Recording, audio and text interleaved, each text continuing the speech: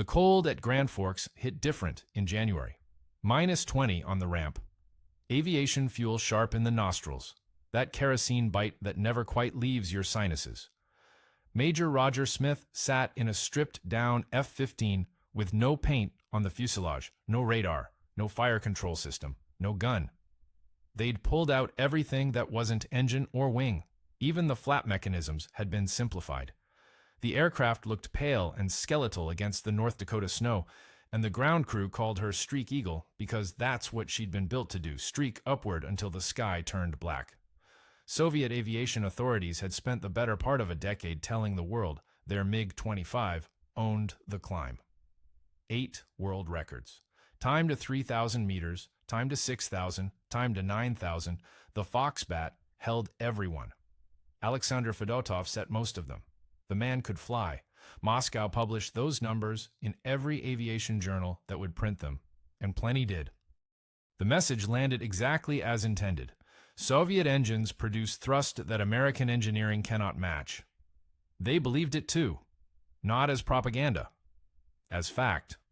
What the Soviets didn't know, couldn't have known, about the aircraft sitting on that frozen ramp in North Dakota made those records worthless. The F-15's Pratt and Whitney F-100 engines generated a thrust-to-weight ratio above 1:1 in that stripped configuration, meaning the jet could accelerate pointed straight up, not climb at an angle, not zoom after a shallow run. Point the nose at the sun and go. Smith released brakes on January 16, 1975. He hit 3,000 meters in 27.57 seconds. Fedotov's record had been 34.7. That's not close. That's not a shaved margin. 7 full seconds at those altitudes represents a gap so wide it rewrites assumptions about what the airframe can do. If this story grabs you, if you served, if someone you loved served, if you spent any time around fighters or the people who flew them, hit subscribe so you don't miss what comes next. Drop a comment with your connection to the Eagle, or any airframe that mattered to you. Like the video so it reaches the people who lived this. 3 days later, Smith took Streak Eagle to 6,000 meters, smashed that record too. Then 9,000, then 12,000, then 15,000, then 20,000, then 25,000, then 30,000 meters, roughly 98,000 feet, edge of space, where the sky goes indigo and the curvature of the Earth fills the canopy. 8 records in 13 days. Every single one formerly held by the Soviet Union. Every single one broken by margins that made the old numbers look pedestrian. The name Streak Eagle came from the program office at McDonnell Douglas in St. Louis. The streak referred to the unpainted aluminum skin. No primer, no top coat, saving about 18 pounds. Anyway, here's what mattered in Moscow. Soviet intelligence knew the production F-15 carried radar, weapons, full avionics, and a paint job. The aircraft that just destroyed their records carried none of that weight. The production version still climbed faster than anything in the Soviet inventory. Fedotov reportedly learned about the first broken record from a French aviation magazine. The file doesn't say what he thought, but he requested data on American engine development within the month. 30 seconds. That's how wrong they'd been at 3,000 meters. And Smith hadn't even pushed the jet to its limit, 640 miles per hour. That's what American intelligence estimated the MiG-25 could sustain in a straight line at altitude when the first satellite photographs landed on desks at Langley in 1967. They were wrong. The real number topped out closer to Mach 2.8, roughly 1,800 miles per hour. But even the conservative estimate terrified people who made decisions about fighter procurement. So, what drove the panic? The photographs showed an aircraft with enormous wings, twin vertical stabilizers, massive engine intakes. Analysts at the Foreign Technology Division looked at those proportions and concluded they faced a highly maneuverable air superiority fighter capable of outrunning and outturning anything in the American inventory. The F-4 Phantom couldn't match it. The F-106 couldn't touch it. Every projection showed a Soviet fighter that owned the high-altitude regime and could dictate terms in a dogfight. The Defense Intelligence Agency's assessment used the phrase "generation ahead." Their phrase pulled from a 1968 briefing document. Pentagon leadership read that assessment and funding materialized at a speed that procurement officers described as unprecedented. The FX program, Future Fighter Experimental, jumped from concept study to full competition in under 2 years. McDonnell Douglas, Fairchild Republic, North American Rockwell all submitted proposals. McDonnell Douglas won in December 1969 with an airframe built around one absolute requirement: kill the Foxbat. Every design choice reflected that single obsession: twin engines for survivability and raw thrust. A fixed wing, no variable geometry, no swing wing compromise, optimized for turning performance above 30,000 feet. The APG-63 radar, built to acquire targets at ranges that gave the pilot time to maneuver before merge. Colonel Wendell Sawyer ran the system program office at Wright-Patterson and pushed his engineers to shave weight anywhere possible. He kept a bathroom scale in his office. Components got weight on it. If something came in heavy, it went back. Then Viktor Belenko landed his MiG-25 at Hakodate Airport in Japan on September 6, 1976. Defected with the whole aircraft. American technical teams swarmed it within days. The Foxbat carried vacuum tubes in its avionics. Steel construction, not titanium. Limited fuel capacity. Turn radius of a freight train. The aircraft American engineers had spent 7 years building the F-15 to defeat turned out to be an interceptor. Fast in a straight line, almost useless in a fight. The Eagle they'd built to counter it outclassed the real threat by a margin nobody had predicted. The hangar at Hyakuri Air Base smelled like industrial solvent and cold concrete. Japanese self-defense force personnel had towed Belenko's MiG-25 inside within hours of his landing at Hakodate, and now American technical intelligence teams stood around it with clipboards and cameras and the particular silence of people discovering that everything they believed was wrong. The first thing they noticed was the rivets, not flush, raised, visible from across the hangar floor. American fighters hadn't used protruding rivets since the late 50s. The skin panels were welded steel, not spot welded with precision, but heavy seam welds, the kind you'd find on bridge girders. Nickel steel alloy, mostly. Titanium appeared in a few high-heat areas around the engines, but the bulk of the airframe was ferrous metal, heavy, unforgiving in a turn. One analyst wrote in his preliminary assessment that the construction resembled agricultural equipment more than aerospace engineering.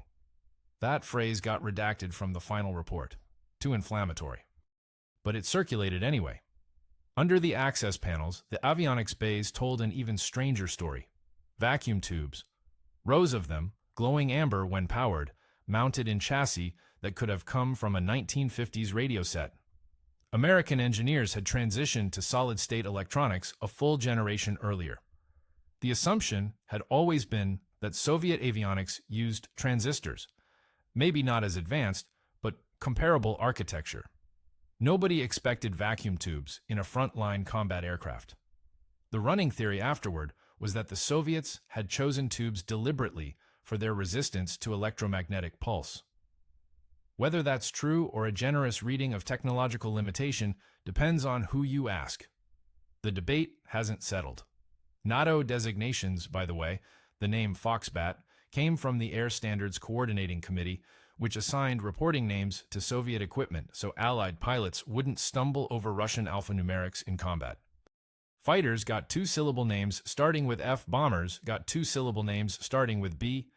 The selections were supposed to be random, but the people choosing them clearly had a sense of humor. The An-22 cargo plane got Cock. The Tu-22 bomber got Blinder.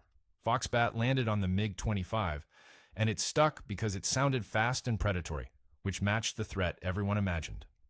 Anyway, the fuel situation confirmed the worst of it. The MiG-25 carried roughly 14,000 liters internally. Sounds generous until you factor the engines.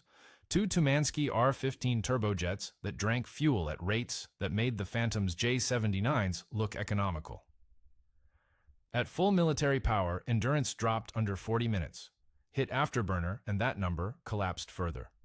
Belenko himself told debriefers that standard intercept profiles allowed for one high-speed pass at the target. 1. Missed the shot, and you were heading home whether you wanted to or not. The aircraft had been designed to scramble, climb fast, sprint to an intercept point, fire missiles at a bomber, and return. That's it. No sustained combat, no second engagement, no dogfight. The turn performance data extracted from flight testing the captured airframe confirmed what the structure had already suggested. Above 4G, the wings experienced enough flex that Soviet operating manuals restricted sustained turns. Belenko described training sorties where aggressive maneuvering caused permanent structural deformation. Pilots who pulled too hard found their aircraft grounded for inspection. Some never flew again. The airframes, not the pilots. Though the pilots occasionally faced consequences too. What sat in that Japanese hangar was a missile truck, an interceptor built to kill American bombers flying high and straight over Soviet territory. The giant wings that had terrified DIA analysts weren't there for maneuverability. They were there to generate enough lift to haul 12 tons of steel to 70,000 feet. The massive engine intakes weren't signs of an agile superfighter. They fed two enormous, fuel-hungry engines optimized for straight-line speed at the expense of everything else. The F-15 had been engineered to defeat an air superiority fighter that didn't exist. What McDonnell Douglas actually built, a twin-engine, high thrust-to-weight, radar-equipped dogfighter with the climb rate to own any altitude, outmatched the real MiG-25 so completely that the comparison bordered on absurd. The Eagle wasn't just better than the threat. It was better than the threat was pretending to be. The fluorescent lights in Building 130 at McDonnell Douglas in St. Louis buzzed at a frequency that got into your teeth.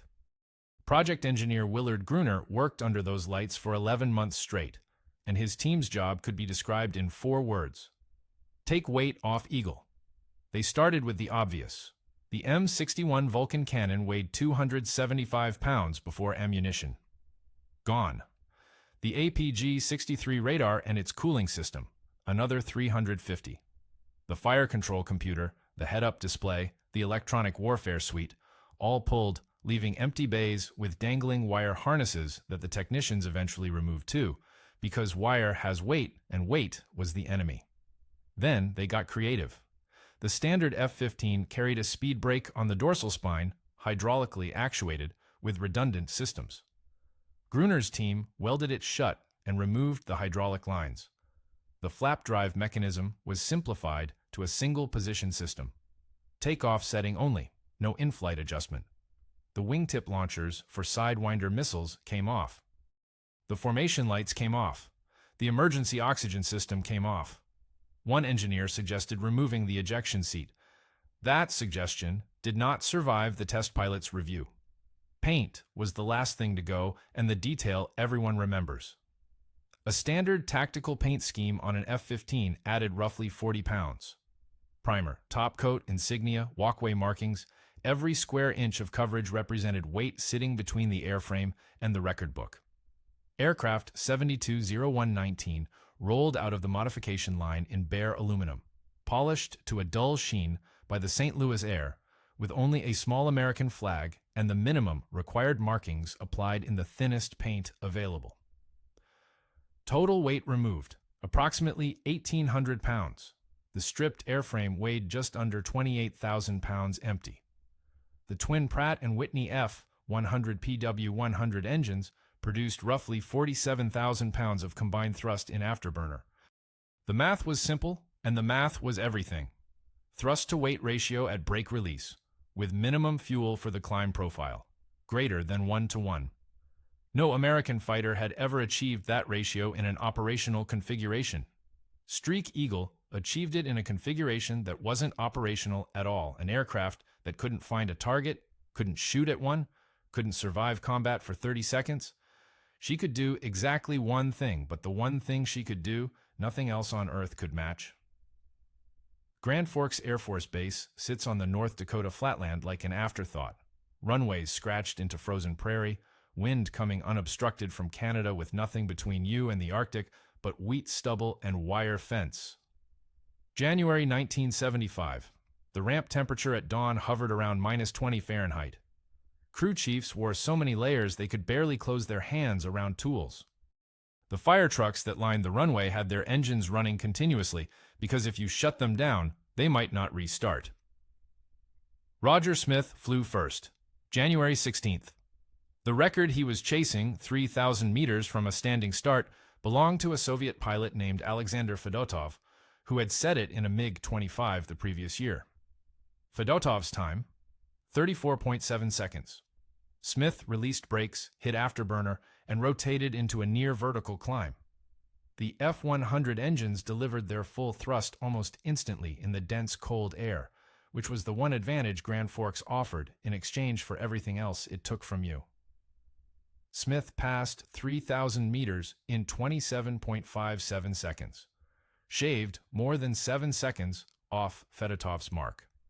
7 seconds in a time-to-climb record is not a margin. It's an embarrassment. 3 days later, Smith went again. 6,000 meters. Fedotov's record stood at 48.8 seconds. Smith posted 39.33, nearly 10 seconds faster. The telemetry data showed the Eagle still accelerating as it passed the target altitude. Smith had to push over and descend because the aircraft wanted to keep going. The engineers at McDonnell Douglas, who received the flight data that evening, noticed something they hadn't expected. Streak Eagle was outperforming their own predictions. The cold air was denser than their models assumed. The engines were producing slightly more thrust than spec sheets promised, and the stripped airframe cut through the January sky with even less drag than wind tunnel numbers suggested. The airplane was better than the math said it should be. January 26th, WR. McFarlane took the cockpit for the 9,000-meter attempt. Fedotov's time, 59.38 seconds. McFarlane hit the mark in 48.86. Then the 12,000-meter attempt the same afternoon. McFarlane again, second sortie of the day, same aircraft, fuel, and go. Fedotov's time, 113.2 seconds. McFarlane, 59.38, cut it nearly in half. The pattern was becoming difficult to ignore. These weren't incremental improvements of the kind that typically separated one generation of time-to-climb records from the next. Streak Eagle was treating Fedotov's numbers as suggestions. Each record fell by margins that implied the MiG-25 and the F-15 weren't really competing in the same category.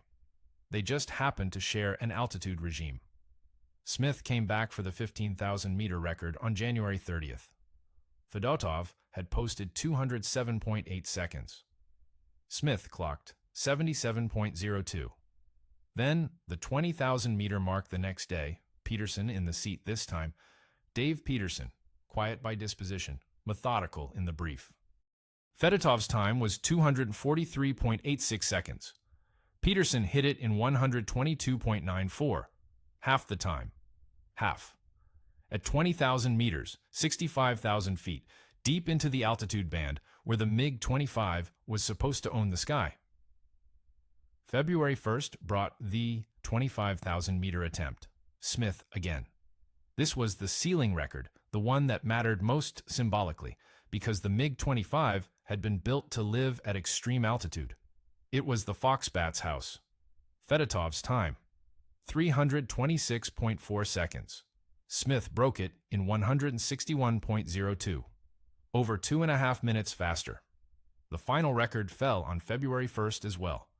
30,000 meters, 98,000 feet, the ragged edge of where jet engines function at all. Peterson took this one. Streak Eagle climbed on a ballistic zoom profile for the last portion, engines barely producing thrust in the thin air. Momentum carrying the aircraft upward in a trajectory closer to a rocket than an airplane. He posted 207.8 seconds. The previous mark had been set at 371.9. 8 records. 27 days. Every single one of them held by the Soviet Union when the program started. Every single one of them held by the United States when it ended.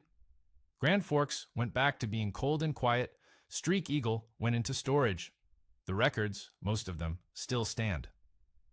What does it feel like when an airplane accelerates while going straight up? The honest answer is that it feels like a lie. Every instinct built into the human inner ear says that a vertical climb is a decelerating event. You're fighting gravity, trading speed for altitude, and at some point, the energy runs out and the nose falls through. Pilots train for this. They internalize it. The entire Soviet tactical doctrine for engaging Western fighters assumed it, because in every aircraft the Soviet Air Force had ever built or faced, it was true. You go up, you slow down. The man who goes vertical first is the man who runs out of ideas. Roger Smith described the Streak Eagle climb profiles as the only time in his career when the aircraft felt like it was accelerating away from the Earth rather than being decelerated by it. Full afterburner in the vertical, the F-100 engines producing more thrust than the airframe weighed, and the altimeter unwinding so fast the digits blurred. The G-suit inflated against his legs and abdomen, not from a turn, but from pure longitudinal acceleration, the kind you feel in drag racing, except the track was pointed at the stratosphere. He said the sensation was less like flying and more like being launched.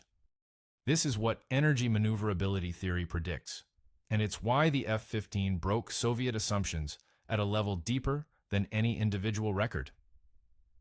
John Boyd, the Air Force colonel who formalized the theory in the early 60s, who screamed at generals and alienated procurement offices and was right about nearly everything that mattered, reduced air combat to a single governing variable: specific excess power.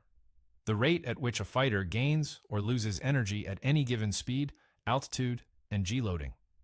An aircraft with positive specific excess power in a given flight condition can accelerate or climb or tighten its turn or some combination of all three.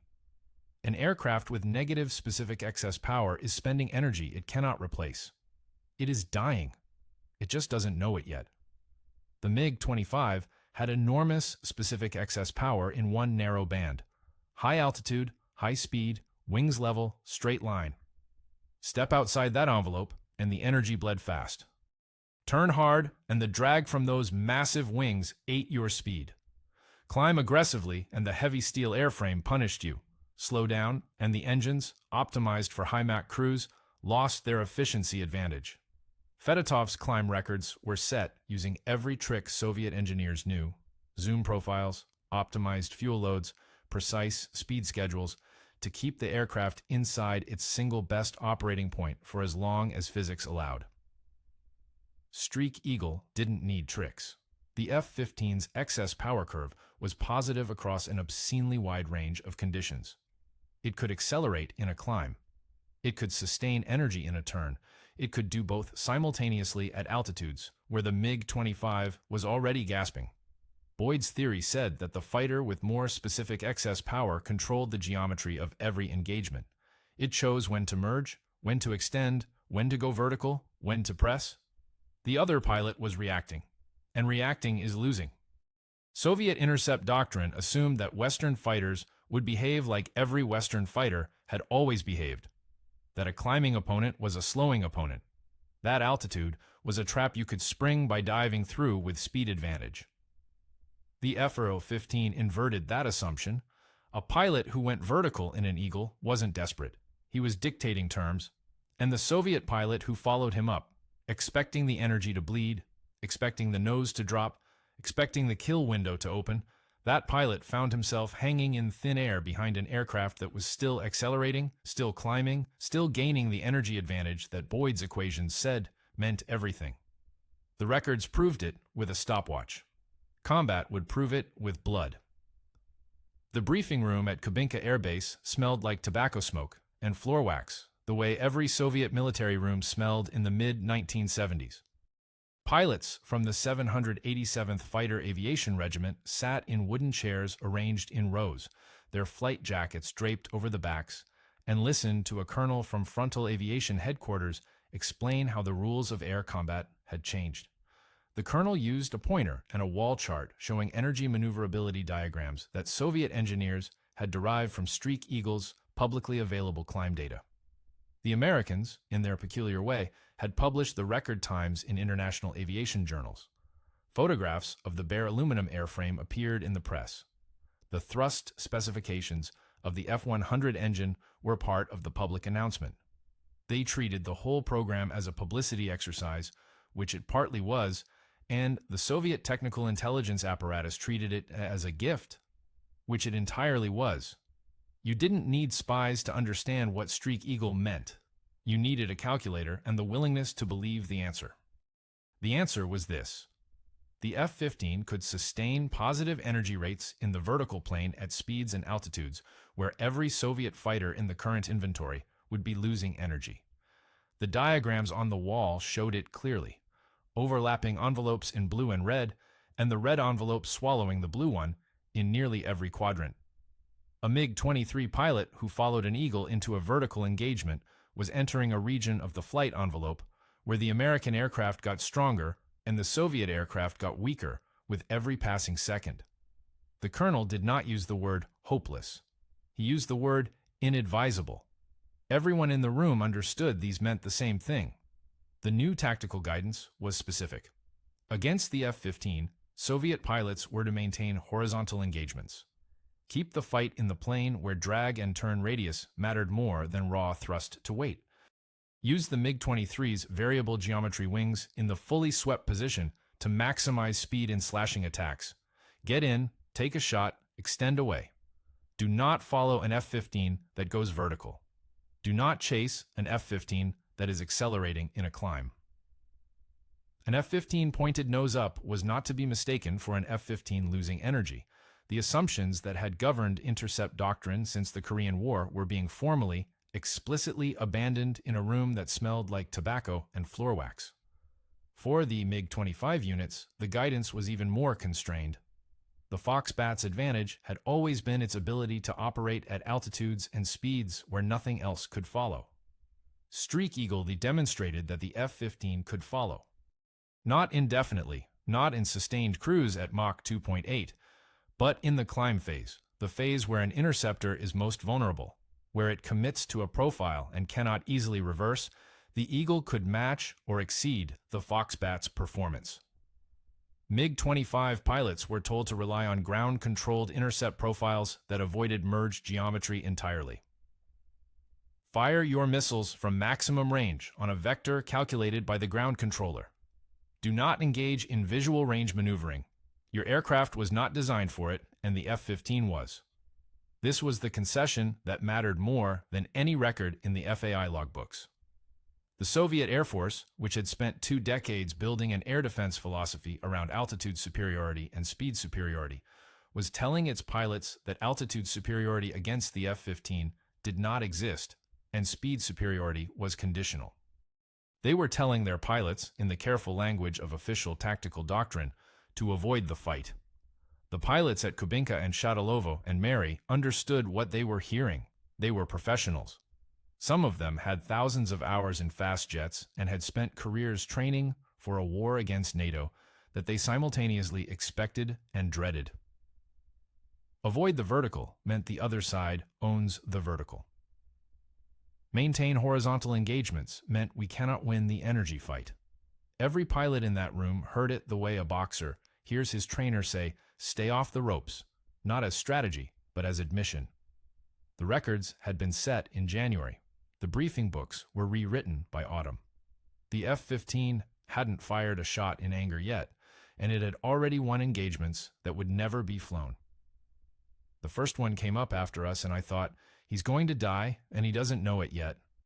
The Israeli pilot who said this, his name is still classified 4 decades later, redacted from debriefs that have otherwise been declassified, line by line, was describing June 9th, 1982, Operation Mole Cricket 19, the Bekaa Valley, the day the theoretical became the actual. Syrian Air Force MiG-23s scrambled from Dumair and Tias air bases in successive waves, vectored by ground controllers toward Israeli strike packages hitting Syrian surface-to-air missile batteries in the valley. The Syrian pilots had trained with Soviet advisors. They had Soviet tactical manuals. They had the guidance. Maintain horizontal engagements. Do not follow the F-15 into the vertical. They had been told. They followed anyway. Because when a man is fighting for his life at 400 knots, doctrine is an abstraction and instinct is a god. And instinct said, the bandit is climbing. He's bleeding energy. Follow him up, get the nose on, take the shot, The Israeli F-15 pilots, flying Baz variants, fully loaded with combat weight, weapons on the rails, radar running, not stripped-down record machines, but operational fighters carrying the full burden of war, pulled into the vertical and accelerated. Not coasted, not zoomed on borrowed energy, accelerated. The Pratt & Whitney F-100s did in combat exactly what they had done over Grand Forks 7 years earlier. They produced more thrust than the airframe needed to sustain flight in a climb. The excess became acceleration. The acceleration became separation. The separation became a kill envelope that opened behind the Syrian aircraft like a door swinging wide in a dark room. The MiG-23s that followed the Eagles up found themselves exactly where the colonel at Kubinka had warned they would be. Hanging at the top of a climb with airspeed decaying, engines struggling in the thin air, nose hunting for a horizon they couldn't find, while the F-15s above them were still flying, still maneuvering, still choosing. The Israeli pilots rolled in from positions of pure energy advantage and fired. Python 3 missiles came off the rails. The geometry was so favorable that several engagements ended before the Syrian pilots knew they were being prosecuted from above rather than pursued from behind. Over 2 days, Israeli Eagles shot down more than 40 Syrian aircraft without a single air-to-air loss. 40-0. The number is so lopsided, it reads like propaganda. And for years, Syrian and Soviet officials insisted it was. But the gun camera footage survived. The debrief transcripts survived. The wreckage, scattered across the Bekaa Valley floor and the Lebanese hillsides, survived. 40-0 was not a boast. It was a census. The MiG-25 fared no better. Syrian Foxbats that attempted high-altitude intercept runs against Israeli formations discovered that the Eagles could climb to meet them, not with the desperate zoom of an inferior aircraft stretching for altitude it cannot hold, but with the purposeful acceleration of a fighter entering its best operating envelope. The altitude advantage that had defined Soviet intercept philosophy for 20 years bought the Syrian pilots nothing. The F-15 took it from them the way Streak Eagle had taken Fedotov's records, not by matching the performance, but by exceeding it so completely that the previous standard became irrelevant. The colonel at Kubinka had been right. The briefing books had been right. Every energy maneuverability diagram derived from those January climb times had been exactly, precisely, catastrophically right. The pilots who followed the guidance survived. The pilots who trusted their instincts instead, who chased the Eagle into the vertical, who believed what every previous generation of fighter pilot had been taught to believe about climbing opponents, did not. The gun camera film from the Bekaa Valley arrived at Nellis Air Force Base in a diplomatic pouch, hand-carried by an Air Force liaison who had spent 11 hours on military transports to get it there. The projection room in the fighter weapons school building was cold, the way all screening rooms are cold. Too much air conditioning for the electronics, not enough bodies to warm the space. A dozen pilots and 2 generals sat in the dark and watched Syrian MiGs die. The footage was grainy, shot through the heads-up display of Israeli Baz fighters, the reticle floating steady while the target aircraft grew in the frame. In clip after clip, the geometry was the same. Eagle above, MiG below, the Syrian aircraft either falling away from a failed vertical pursuit or rolling desperately to break from an attacker it never saw.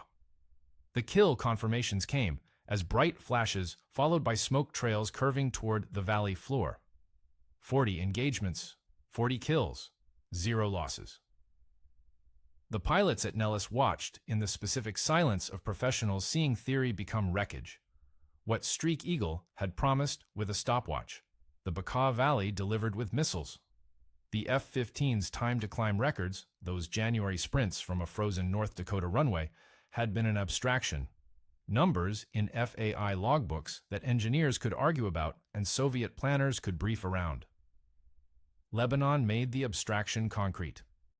The thrust-to-weight advantage that let a stripped airframe outclimb Fedotov's Foxbat also let a combat-loaded fighter dictate the vertical plane against every opponent the Soviet Union had exported. The performance wasn't theoretical anymore. It was wreckage on a hillside. The record would grow. Over the next 4 decades, F-15 variants flew combat in the Gulf War, in Bosnia, in Iraq again, in Syria with multiple air forces. The tally climbed past 50, past 70, past 100. 104 confirmed air-to-air kills, 0 losses in aerial combat. No other fighter in the jet age has approached that ratio. Not the F-16, not the F-14 over Iran, not the MiG-21 in any of its dozens of wars. 104-0 is not a record in the sporting sense. It is a statement about what happens when one side's aircraft can do something the other side's aircraft fundamentally cannot. The Soviet response stretched across a generation. The MiG-29 and Sukhoi 27 programs, both initiated in the mid-70s, were explicitly designed to answer the F-15's energy maneuverability advantage.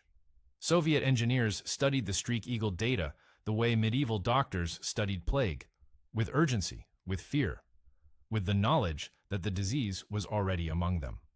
The flanker that eventually emerged was a magnificent aircraft, thrust vectoring and super maneuverable, built by engineers who had learned exactly what they were missing. It arrived too late to matter.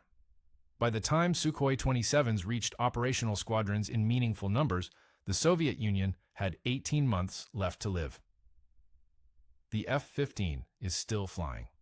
Variants of the airframe Boeing builds today carry radars that would have seemed like science fiction to the pilots at Grand Forks, and engines that produce 50% more thrust than the F-100s that powered Streak Eagle. The latest Eagle, the EX variant, will serve into the 2050s, 8 decades after the original design concept.